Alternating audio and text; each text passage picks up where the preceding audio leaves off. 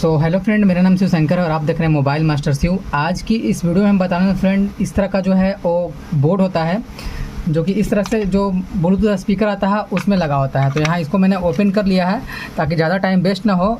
इस प्रोसेस को आप किसी भी तरह का जो है ब्लूटूथ कनेक्टिविटी से मोबाइल से बजने वाला मोबाइल स्पीकर में यूज कर सकते हैं, वहाँ आपको जो है सोल्यूशन मिलेगा। तो प्रॉब्लम मैं बता दूँ क्या है फ्रेंड, कि इसका जो है वो चार्जिंग नहीं ले रहा है, यानी कि बैटरी जो है हम कनेक्ट कर रहे हैं, यहाँ पे रेड लाइट है वो भी जल रहा है और चार्जिंग पिन भी सही हमारा है, लेकिन जो है वो चार्जिंग नहीं ले रहा है। तो किस तरह से इसको फाइंड करना है फ्रेंड, सबसे पहले मैं दिखा दूँ आपको। यहाँ पे देखिए हम चार्जिंग कनेक्ट कर रहे हैं तो यहाँ पे रेड लाइट जल रहा है, यानी कि हमारा जो चार्जिंग पिन वो सही है। लेकिन क्या हो रहा है कि जब हम बैटरी इसमें डाल रहे हैं कोई नया बैटरी, तो जितना बैटरी चार्ज हो रहा है उतना देर बज रहा है, यानी कि बैटरी अगर 50% चार्ज है तो 50% में जितना बजना चाहिए उतना बज रहा है। लेकिन जैसे ही बैटरी डिस्चार्ज हो जा रहा है उसके बाद चार्ज में लगा रहे हैं तो चार्जिंग शो तो कर रहा है लेकिन बैटरी चार्ज नहीं हो रहा है, यानी कि चार्जिंग आईसी का प्रॉब्लम है। तो इसको कैसे टेस्ट करते हैं, तो यहाँ पे देख सकते हैं हमने चार्जिंग जो है कनेक्ट कर दिया है। अब वोल्टेज जो है इसको अप्रॉक्स 5 वोल्ट बताना चाहिए। तो हम यहाँ पे मल्टीमीटर लाते हैं और इसका वोल्ट मीटर जो है 20 पे सेट करते हैं। उसके बाद मैं दिखा दूँ आपको कि यहाँ पे जो हमारा पॉइंट है, यहाँ पे ग्राउंड है, ग्राउंड हम ले लेते हैं। देखिए यहाँ पे जो हमारा वोल्टेज है वो 5.15 बता रहा है, यानी कि यहाँ तक जो करंट सप्लाई अच्छा है। पिन पे हम चेक करते हैं तो पिन पे हमारा 5.15 बता रहा है, वो भी सही है।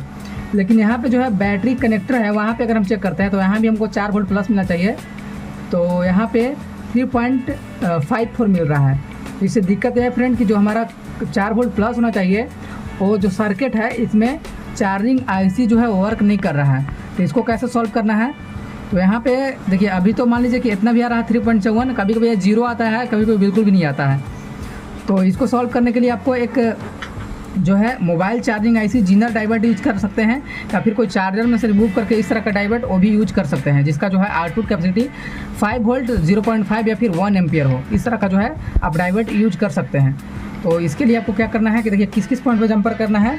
तो यहाँ पे मैं बता दूँ, देखिए ये जो पॉइंट है वो चार्जिंग आईसी का फर्स्ट पॉइंट है। यही चार्जिंग आईसी जो ख़राब होने के चलते इस तरह का इशू आता है। तो सबसे पहले एक सिरा को यहाँ पे लगाना है और दूसरे को आप यहाँ भी यूज कर सकते हैं और यहाँ भी यूज कर सकते हैं, क्योंकि यहाँ से यहाँ तक का लाइनिंग एक ही है।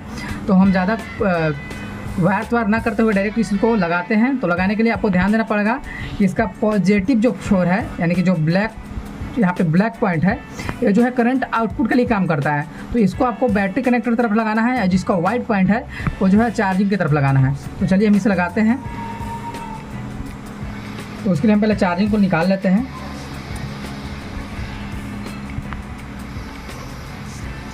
और कुछ इस तरह से जंपर करना है। उससे पहले देख लें कि यहाँ पे जो है नीचे जो है वो काफ़ी सारा सर्किट लाइनिंग है और उसमें से एक जला हुआ भी दिख रहा है। तो इसको हम रिमूव कर लेते हैं, तो ऐसे ही छोड़ एडजस्टमेंट कर देते हैं। और यहाँ पे टेपिंग कर लेते हैं थोड़ा सा, ताकि इन फ्यूचर अगर हीट वगैरह हो डाइवर्ट तो शॉर्ट सर्किट क्रिएट ना करें।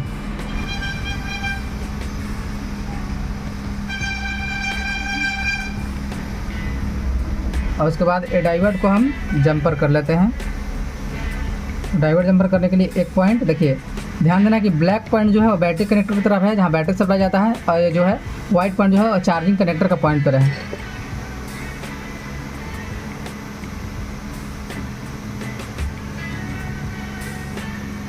तो यहाँ पे हमने एक जंपर कर दिया है।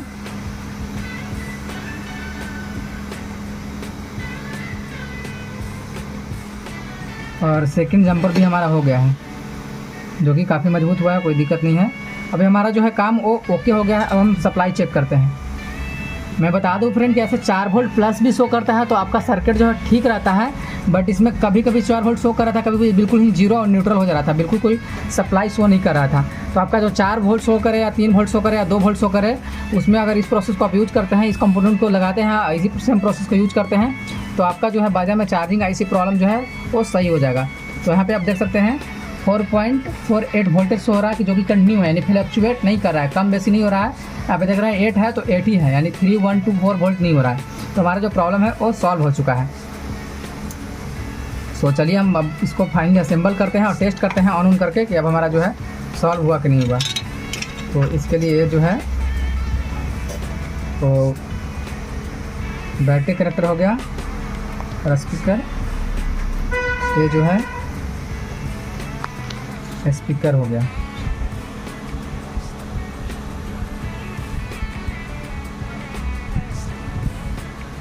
हम लगा दिए। अब इसका पावर बटन ये है तो इसको हम ऑन करते हैं।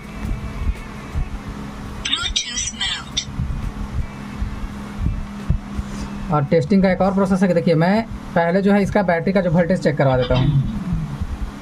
देखिए ये बंद हो गया, तो यानी कि जो बैटरी है वो अभी डिस्चार्ज है और इसका सप्लाई जो है वो देखिए यहाँ पे 3.12 वोल्ट है, आप देख सकते हैं मीटर में। अब अगर चार्ज लेगा बढ़ेगा तो 1 से 1 टू यानी कि 3.12 है, 13, 14, 15 होगा। तो चलिए हम चार्ज में लगा दिए हैं और हम इसको ऑन भी कर देते हैं।